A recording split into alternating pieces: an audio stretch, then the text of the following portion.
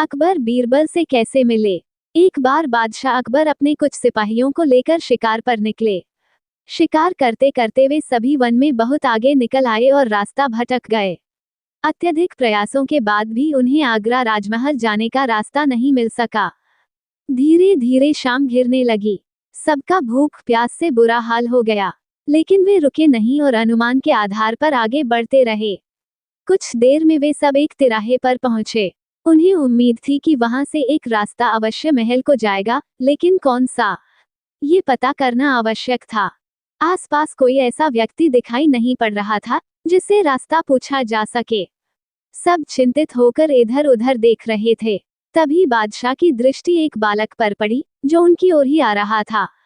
पास आने पर बादशाह अकबर ने बालक से पूछा, बालक, जरा बताओ तो आगरा के लिए कौन सी सड़क जाती है। बादशाह का प्रश्न सुनकर बालक हंस पड़ा और बोला, महाशय, सड़क कहीं नहीं जाती, जाना तो आपको ही पड़ेगा।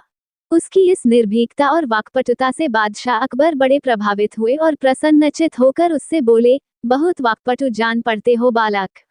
नाम क्या है तुम्हारा। मेरा नाम महेश दास महाशय। और आपका नाम। बालक ने तपाक से उत्तर देते हुए प्रश्न भी कर दिया। मुस्कुराते हुए अकबर ने उत्तर दिया, तुम हिंदुस्तान के बादशाह अकबर से बात कर रहे हो। ये जानकर बालक ने सिर झुकाकर बादशाह अकबर का अभिवादन किया। अकबर ने अपनी उंगली से हीरे की अंगूठी निकालकर बालक को दी और बोले, बालक, हम तुम्हारी वाक्पटुता और निडरता देखकर बहुत खुश हैं। हमारे राजमहल आना और ये अंगूठी हमें दिखाना, हम तुम्हें तुरंत पहचान जाएंगे और इनाम देंगे। चलो, अब बता दो कि आगरा जाने का रास्ता किस ओर है। बालक ने अंगूठी ले ली और आगरा जाने का रास्ता उन्हें बता दिया। समय व्यतीत हुआ और महेश दास युवा हो गया। एक दिन उसने बादशाह से मिलने उनके राजमहल जाने का विचार किया और उनकी दी हुई अंगूठी लेकर अपने घर से निकल पड़ा। राजमहल पहुंचकर वह हैरान रह गया। कीमती पत्थरों से निर्मित और बेहतरीन नक्काशी से सज्जित आलीशान राजमहल देखकर उसकी आंखें फटी की फटी रह गई। कुछ देर राजमहल को निहारने के बाद जब वह अंदर जाने को हुआ तो द्वार पर खड़े दरबान ने उसे रोक दिया। रुको, ऐसे कैसे अंदर चले जा रहे हो। बादशाह अकबर के द्वारा दी हुई अंगूठी दिखाते हुए महेश दास दरबान से बोला, महाशय, मुझे जहां पनाह से मिलना है। दरबान उसे राजमहल में प्रवेश देने के लिए राजी हो गया, किंतु इस शर्त पर कि बादशाह उसे जो भी इनाम देंगे उसका आधा हिस्सा वो उसे देगा। बीरबल ने शर्त मान ली। राजमहल में प्रवेश कर वह बादशाह अकबर के दरबार पहुंचा।